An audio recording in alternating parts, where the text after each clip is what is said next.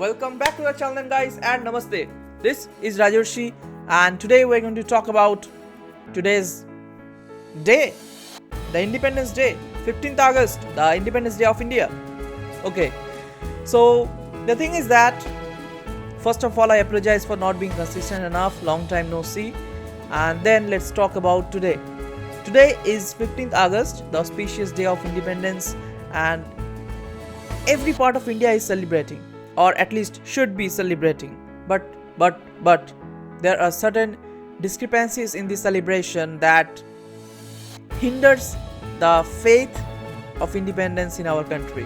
I know I am slightly being cryptic here, but the fact is that there is no easy way to tell this, and there is no need to tell this, because all of us knows this very well, and that is independence is about fundamental rights that we enjoy, right? It should be about freedom of speech, it should be about freedom of living, the way you want to live, the way you want to express yourself, the way you want to cherish your feelings, the way you want to speak your mind off freely without interference of anybody else. And these all things comprise of independence, right? Freedom. This is what we call freedom. But it is quite hard for me to say that this freedom is not fundamental anymore, because lately what happened in Kolkata in RGKar Medical College is one of the heinous and most disturbing crimes ever in West Bengal.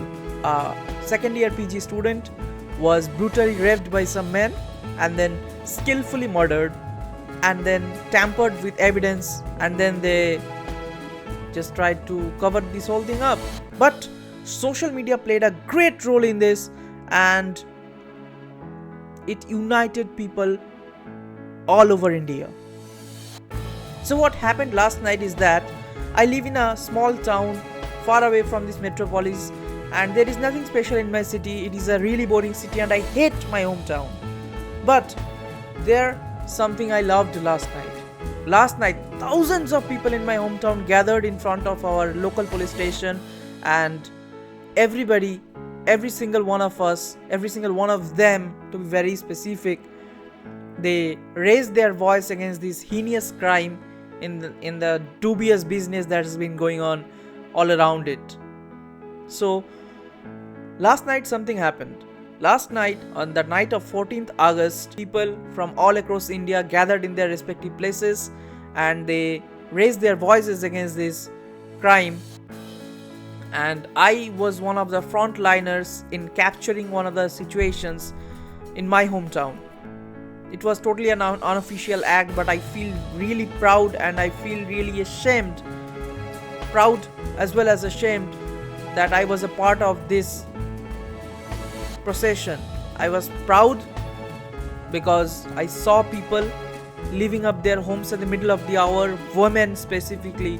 They're coming out on the streets and raising their voices against an injustice, and ashamed because I had to be part of such a protest which took place because of such a heinous crime. Because what I think is that there shouldn't be crimes like that, there shouldn't be any need of this protest. So I feel both proud and ashamed at the same time. And I really do not have much to say regarding this, because all of these things you already know from social media and various other news channels.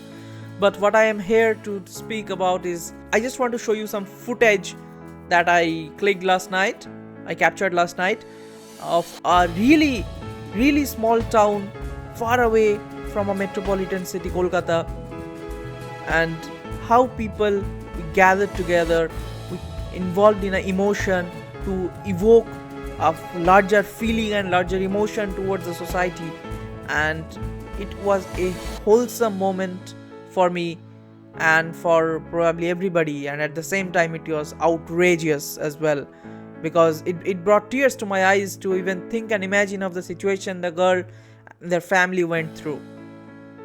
So I really have a mixed feeling about this entire thing, and I'm not particularly sure what to say about the procession or the gathering, because the gathering was powerful, it was true to the core, it was perfect. At the same time, there shouldn't be any activity or any crime that corresponds to any such procession.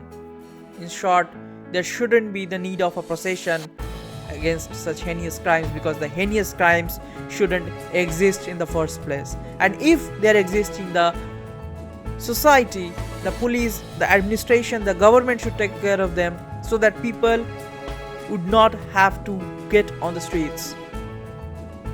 But things are far from different.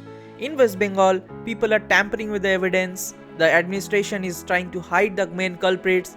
They have provided us with a scapegoat, and it's just a hot mixture of mess, and it's really outrageous.